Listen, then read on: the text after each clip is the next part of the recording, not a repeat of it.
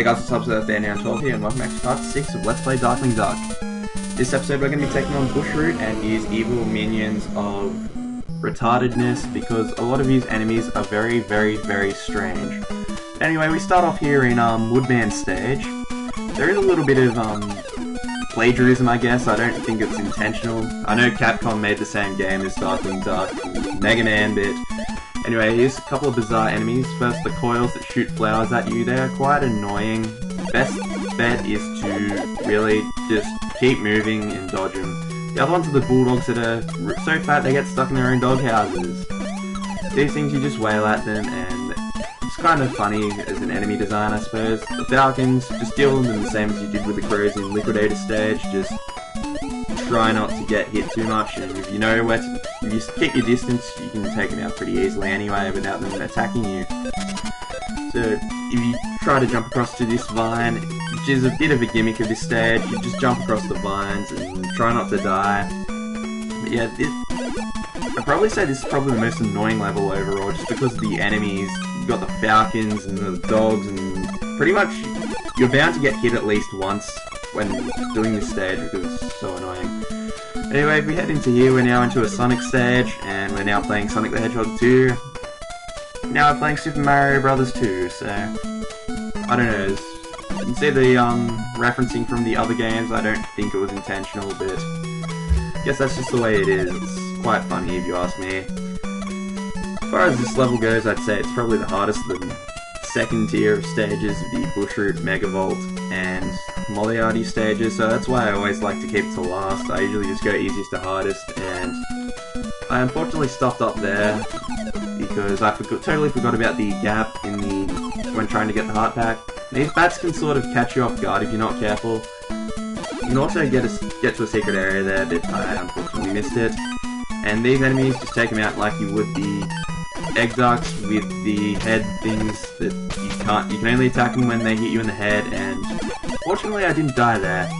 The other enemies, they're sort of like balloons, and they're very unpredictable in their bouncing, the way they bounce around, so just try to be careful and try not to get hit by them. And I don't know about you guys, but look how tiny their wings are. Surely they should not be able to fly. I mean, I'm no physicist, I'm no Albert Einstein or anything like that. Why did I say Albert Einstein? But those birds should be able to fly. But anyway, here's Bushroot, and he is the most obnoxious enemy or the most obnoxious boss in the game, because it's very difficult to get his jumping pattern and his pattern in which he will throw those virtual ball things at you. Guess he likes playing virtual skee-ball. Could almost swear he was playing virtual skee-ball when he was playing virtual skee-ball, and he was just sitting there in his own little lair of doom somewhere and just firing skee-balls at Darkwing. Anyway, his jumping pattern is really annoying, and I almost died here, I think. I can't remember if I actually died here or not, but I do remember doing a recording which I scrapped for some reason there. Anyway, just try to keep moving and you'll avoid those. I don't know why I wasn't using the Aerogas at the time, but the Aerogas is probably your best weapon to use with the gas gun addition, more weapons, upgrades, or whatever you want to call them. I don't personally have too much of a problem in this one. I think I do end up beating him, but try to be conservative with the gas gun because you'll jump around, as you can clearly see, and you'll waste up a lot of your ammo, but if you use the regular gas gun, it's not too much of a concern. I do find him easy to hit with the regular gas gun. I guess that was why I wasn't using it. But he goes down quite easily in one try, so I'm pretty much happy with that. And with that, we're going into the last level. Normally I'd end the episode off here, but considering the last episode was pretty short and by popular request, I'm going to be doing this episode now. So that means this is actually going to be the final episode of the LP. And what's going on there? I'm going to have to fix that up. This is basically Steelbeak's floating fortress of death, and here's the final boss. So this is actually the final stage in the game. No other stages, just go straight onto a cruise ship, which is pretty funny considering his fortress. You'd expect something like, say, Dr. Eggman's floating fortresses, and trying to think of that floating fortress in Sonic Heroes as an example, but no, it's just a regular cruise ship, but I don't know what the Port Authority would have to say about just a massive evil lair thing present. But I guess it had to be something simple because it was Disney. These cannon shooting rhino pig things are very annoying. I went to get the arrow gas there because it's more ammo, and I wasted a lot of ammo on not Steelbeak, what was his name again? Bushroot. We get more of these Mars Duck things, you should pretty much know how to take care of these by now. They're just a little bit time consuming. But where was I? The rhinoceros thingy, pig things. They have very little tell as to when they'll shoot. From what I've noticed, it's whenever you make any movement. So just duck whenever you make a movement and just sort of be conservative so you don't get hit, because you can find yourself dead quite quickly if you're not careful. Especially when you have slugs flying around like that one. You can see, I think it is when they move that they fire. But always duck when you move, and you should pretty much avoid getting hit. That's just from what I've noticed. I don't think there's any actual tell as to when they will hit you. Anyway, this is a little bit time consuming. I don't see any point in going up and fighting the top duck unless you want some chance at a health pack and you've had your health depleted by the cannons. So let's head down here, and these enemies here are one of only 2 in the game. With this one you just jump and they only will take damage when you hit them in the back. This one just goes away, I think, because of the game glitching out, and I didn't really understand why. Anyway, we got some more recurring enemies. I don't understand the whole point of having 2 enemies for just that little stage of the level. You'd think there'd be a bit more recurring throughout the level, but no, just the 2. And we've got some more of these. Go up the bridge things when you hit the lever. You gotta be pretty quick when you get there, because if you're not quick enough, you're gonna have to do it again, and chances are you're gonna have one of those mouse knight thingies coming at you, and it's not fun at all. Again, with that one, be quick, otherwise you'll be in the pit. And that begs the question, why is there a bottomless pit on a cruise ship? I guess they just stopped construction and just decided, hey, you know what? I don't know, Steelbeak's low on funds, and you might as well just have, I don't know, bottomless pits, and they just turned into bottomless pits over time. I don't know, I'm not very creative with story writing. We've got these Terminator ducks. I just call them Terminator ducks because they don't stop coming at you. They look like Arnold Schwarzenegger, you know, they're all like, oh, get to the chopper! I ain't got no time!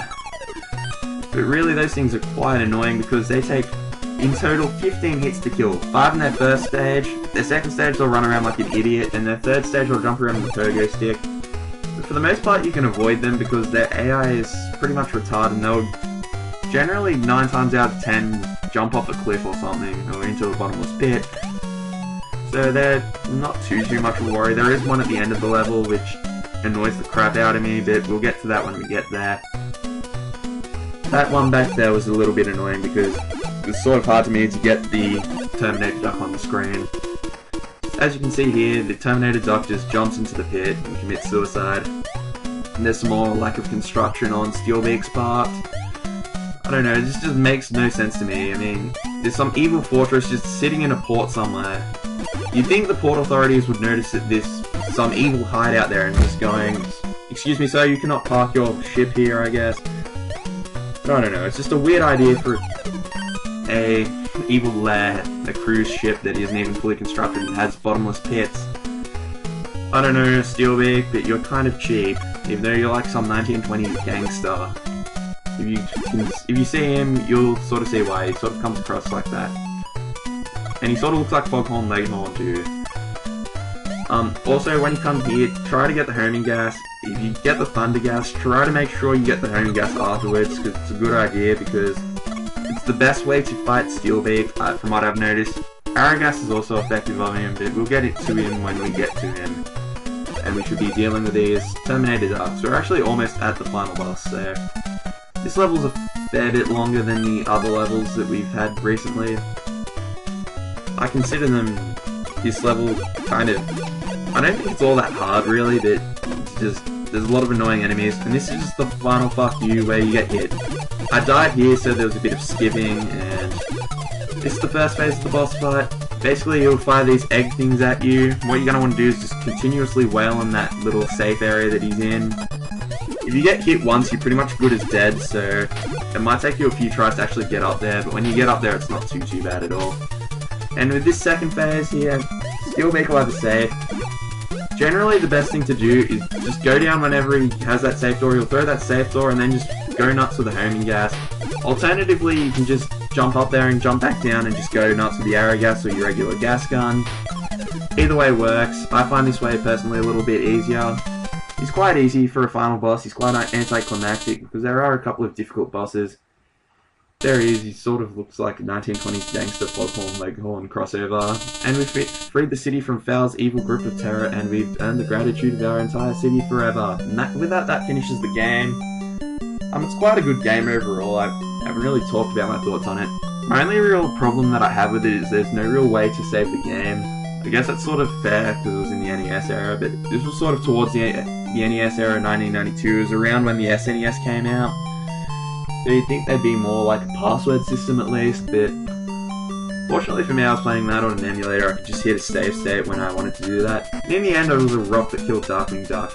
So anyway, that brings it close to the LP. I hope you had as much fun watching it as I did making it, and I'll see you guys in another LP, either on Earthbound or some other LP that I do next. Well, thank you for watching, and good night. Right, where's the bloody payoff?